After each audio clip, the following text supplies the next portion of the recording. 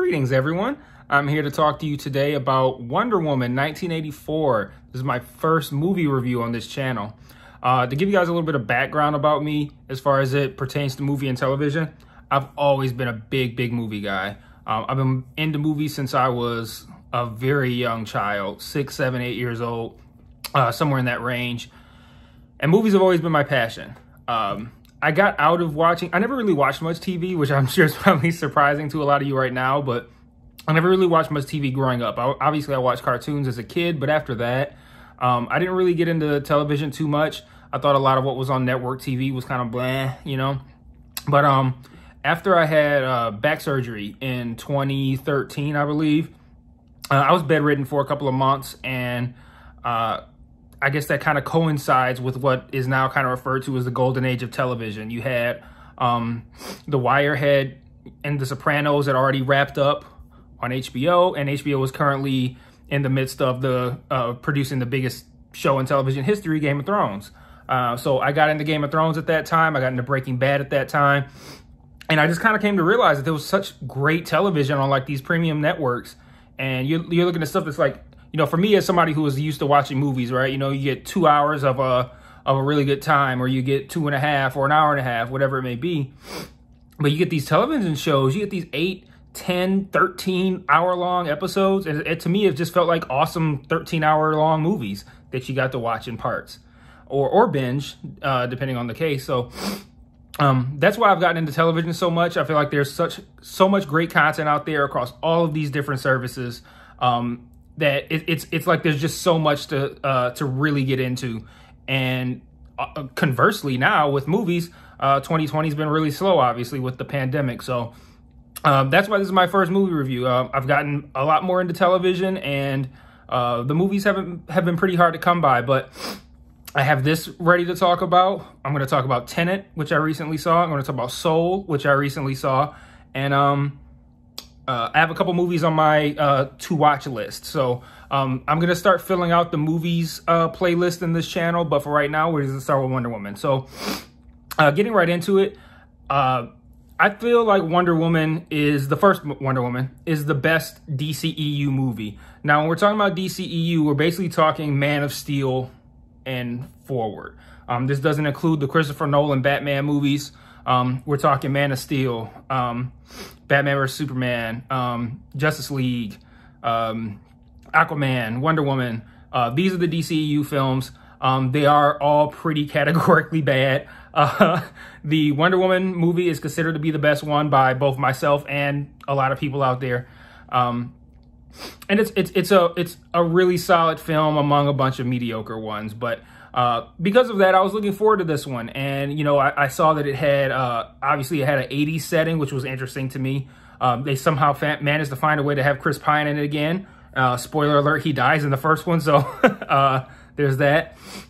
They casted Pedro Pascal in the movie, and give you guys a little bit of background as far as my relationship with Pedro Pascal.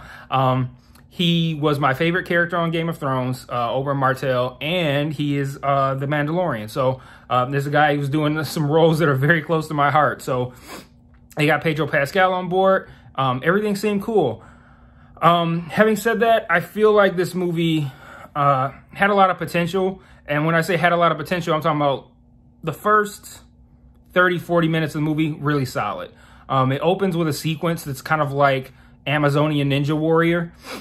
We see Diana as a child competing in these, we'll call it almost like a decathlon type situation, with all these adult women, and she's kicking their asses. And I'm not going to, you know, go too deep into that, but it's a really good sequence.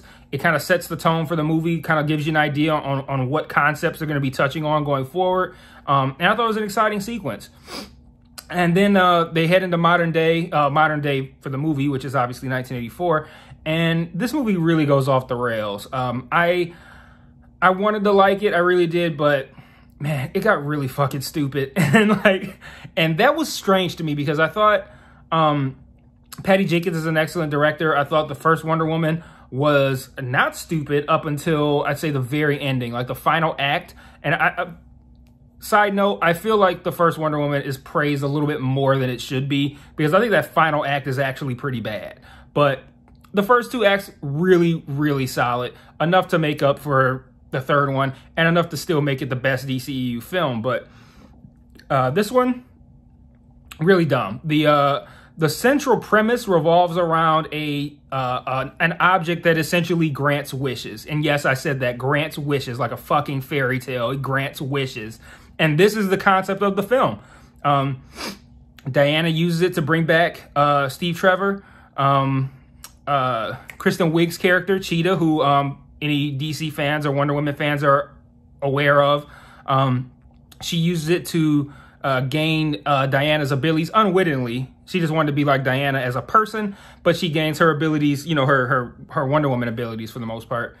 And Pedro Pascal plays Maxwell Lord, and he uses it to kind of just further his business desires. That's all I'll share with that. But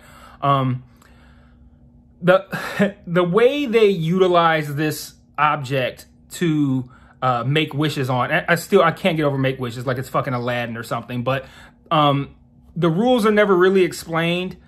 Pedro Pascal seems to kind of like make them up as he goes. There's like an unexplained, well, actually, no, it does get explained, but at the very end of the movie, it gets explained. But almost like it has like a monkey paw kind of thing to it, where like if you're unfamiliar with like the monkey paw, it's like the monkey paw grants wishes, but there's always something bad to go along with it. So if you say, hey, I want a whole bunch of money, you'll get a whole bunch of money, but it'll come from, say, like a rich friend of yours who goes broke because you got all of their money and then they die of sadness or some shit like that. That's kind of how it works. And this object in Wonder Woman had the same kind of deal. Like you lose something that is valuable to you. But they don't explain that until the end of the movie. We're left to kind of like piece that together. And it's very inconsistent how that's used from character to character. Which I didn't care for that at all. And the whole wishes thing, and it culminated in what might be an even dumber final act than the first movie's dumb final act, where it's like you see Pedro Pascal looking like a Dragon Ball Z character, like hair flying, and he's like screaming and bulging, and it's because like he's rescinding or retracting his wishes or some shit. Like it's really bad. It's so stupid.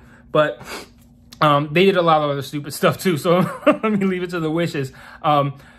Maxwell Lord, the character in the film, they really made him a piece of shit. And when I say a piece of shit, I don't mean like he's a bad guy. We know he's a bad guy, but they made him, I don't know, such a pansy. Like he's such a coward. He's sniveling. It's very unbecoming for Pedro Pascal, and it's like they neutered the Maxwell Lord character and Pedro Pascal at the same time, which I take great offense to because he's a phenomenal actor. But what they did with Maxwell Lord was awful. He was, I don't know. It's like they wanted to make a soft version of him. They changed his origin story, which I mean, it's fine. I don't really care about, you know, staying loyal to comics and whatnot. But if you're gonna deviate, at least don't take a fairly well-known villain and just neuter him like that to where he's just like I said, he's like a sniveling little coward almost. Once they waited until the very end to try to make Kristen Wiig into Cheetah, and the makeup looked like my 4-year-old daughter did it. I'm like talking about like little black lines going across her face. It was not, she didn't look like a cheetah. Like it wasn't like it was cheetah makeup. It was just like black lines, and that was it. They made her look extra pale for some reason. I don't know, but yeah, didn't care for this one. Again, great potential. Started off great. 40 minutes in, I'm like, why is everybody dogging this movie? This is actually pretty decent. No, they dog it with good cause. And to be fair, it's not horrible. Like, it's not, I think people are being harder on it than they should be, but I think this is because the bar was so high with the first one, at least in their opinion, that they felt like this one was going to be the next great DCEU film. And to have it be that dumb, I think it just really just rubbed people the wrong way. So I don't really recommend DCEU films in general, but I particularly don't recommend this one. It did look amazing. They had a whole lot of great sets, great visuals. The stuff at Themyscira was amazing. They found a way to incorporate the invisible jet. They did a lot of interesting stuff with the lasso of truth. So, you know, they try to expound a little bit on Wonder Woman's history and on her character with stuff that by and large worked. But it's like everything that worked was trumped by how awful and stupid everything revolving around the wishes was, which is, again, it's the central premise of the movie. So when your central premise is that flawed / stupid, it's really hard to overcome it with other stuff. I did think Kristen Wiig did a pretty good job, though. But the character itself was very tropey. Like we're talking nerdy, goofy person who's clumsy and overlooked. No one notices who they are. They make fun of her. It's like, oh, now I want power so I can be popular and powerful and sexy and desirable. And, you know, and it's the classic, you know, loser turned bad guy story. Nothing original whatsoever about it. But at least Kristen Wiig isn't bad. And that's the best I can say. I mean, we all know her from SNL. We don't expect her to be out here being Viola Davis or some shit. But she was serviceable. I'll give her that.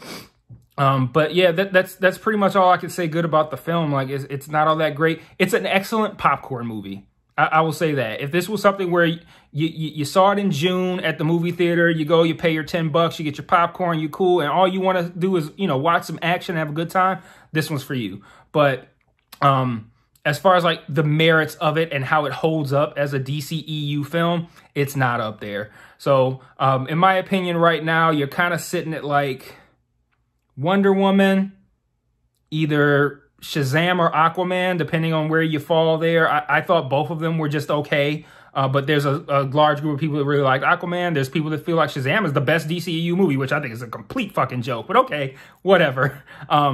Those 2 and 3, and then everything else is kind of just whatever. Actually, no, I'll take that back. I don't hate Man of Steel as much as most people do. But all that to say, Warner Brothers is doing its damnedest to widen the gap between their DC films and Disney's Marvel films. And it's a sad thing to see. They need to start over, and apparently they just plan on doubling down. So expect a shitty Wonder Woman 3 soon, maybe a shitty Flash movie soon, and then maybe ideally we will get the Robert Pattinson Batman, and it'll be great, hopefully. All right, till next time, remember, rate, comment, subscribe, share, critique, all that good stuff. Send it to me. I'll be back soon with reviews of Tenet, Soul. I just started a very English Scandal. I have it up on the computer right now, so I looked at. I just started a very English Scandal. It's a British show. It's on Amazon, starring Hugh Grant. I talked about The Undoing in a previous video, which was phenomenal. Really showed me what Hugh Grant can do. So I'm checking this out. It's only 3 episodes. I've already watched 2. So I'll be done with that tomorrow. You can expect that coming. You can expect... did I review The Flight Attendant yet? I did not. So I've seen The Flight Attendant. I will review that as well. So lots of stuff coming up real soon. Oh, and The Expanse. New episode will drop either later tonight or tomorrow. I'll be watching that at the first available opportunity, and I will have that up.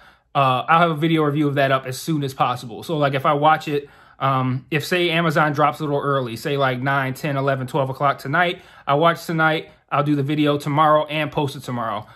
If they don't, and I end up having to wait until tomorrow, I'll watch it fairly early in the day tomorrow and get the video up. So either way, midday tomorrow, I'll be talking about The Expanse, Season 5, Episode 5. So that's what's coming. Enough from me. Peace.